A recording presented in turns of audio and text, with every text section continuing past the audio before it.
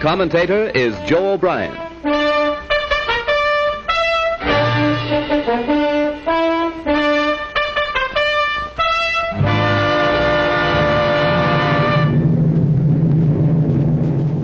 Here is the motion picture record released by the United States Navy of the havoc wrought by the Japs' sneak sky and sea raid on Pearl Harbor, America's mid-Pacific naval bastion.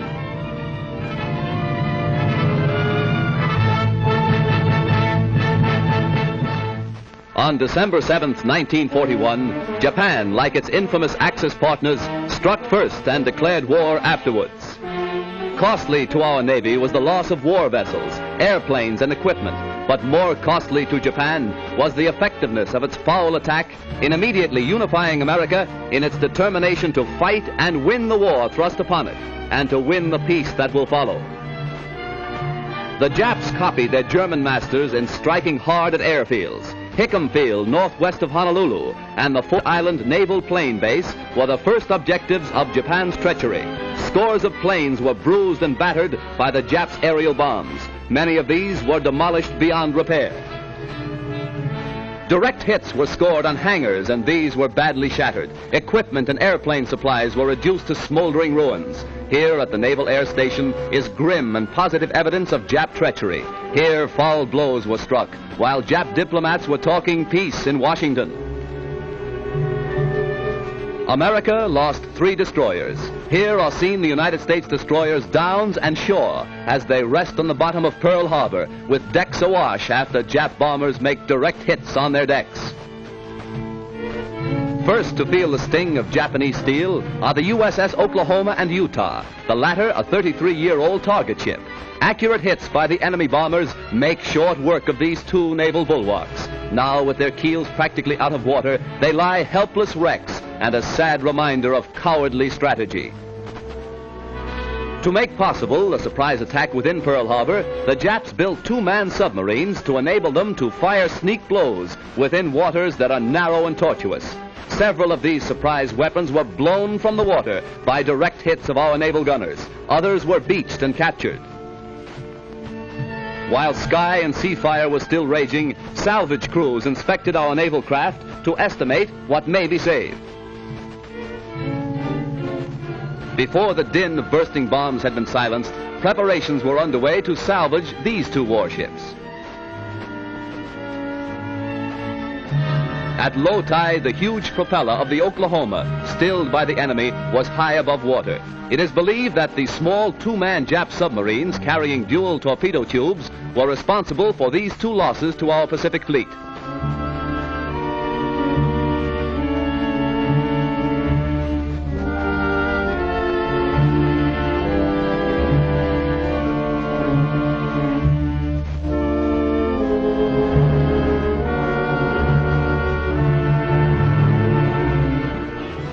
Here is the actual bombing of the mighty U.S.S. Arizona by Jap planes. These pictures were made by a fearless cameraman who thought nothing of his personal safety to make possible this record for all posterity. A single lucky hit was responsible for the disaster that befell the Arizona when a Jap bomb falling directly through one of the battleship's funnels exploded in the engine room and set ablaze tons of fuel oil. Dense black smoke billowed to the sky as the massive control tower began to keel over. The Arizona's courageous crew stuck to its guns until the very end. Here was displayed heroism that will live forever in the glorious annals and traditions of the American Navy.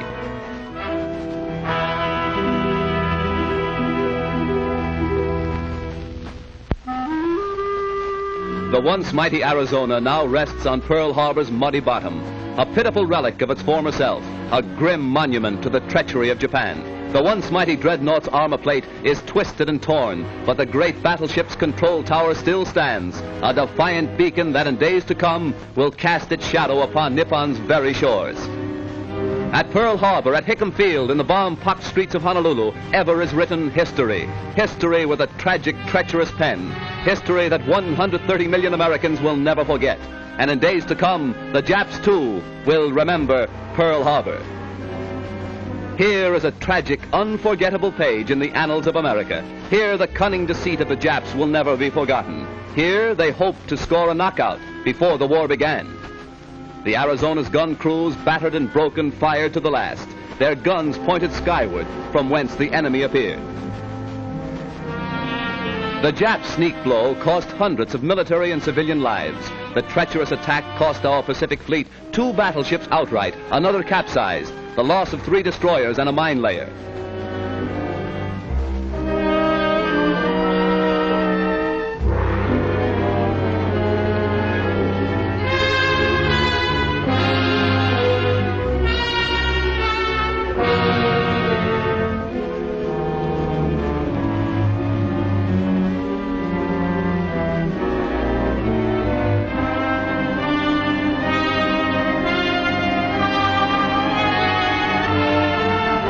While bombs were still bursting and flames still pouring from our shattered naval craft, a light United States cruiser valiantly moves out to join the fleet and avenge Pearl Harbor.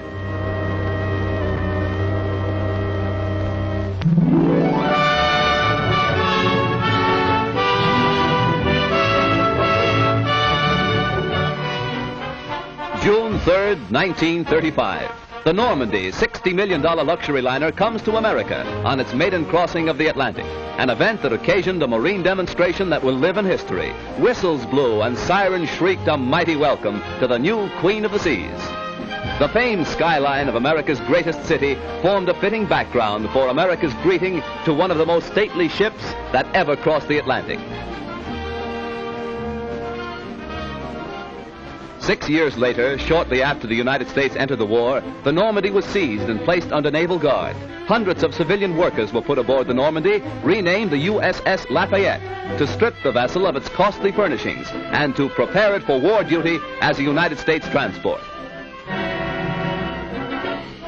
February 9th, 1942, the Normandie afire.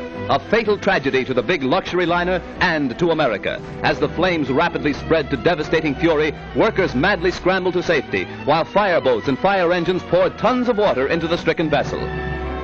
All fire doors, vertical and horizontal, were closed to protect the ship's vitals from the flames, but this was all in vain. Dense clouds of thick, acrid smoke billowed far out over Manhattan, casting a mucky pall over Midtown and downtown New York.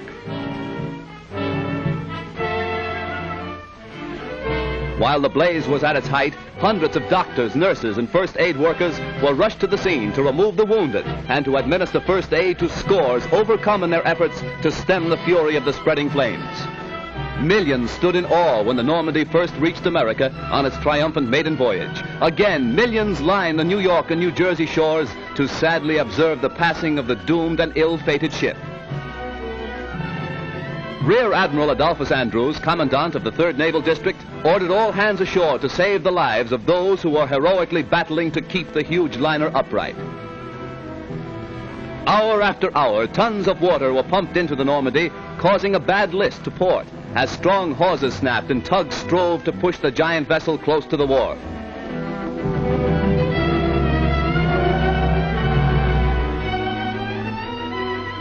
Then, during the night, the Normandie met its final doom, when, with a resounding crunch of ice and a belch of smoke, the 83,000-ton vessel dipped her flame-scarred superstructure into the surface of the Hudson River.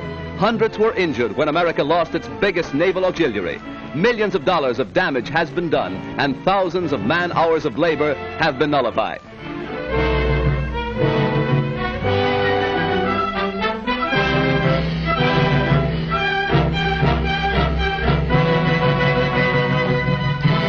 Accident or sabotage, the world may never know. But the fate of the luxury liner Normandie, rechristened the U.S.S. Lafayette, is one of the major catastrophes of our day.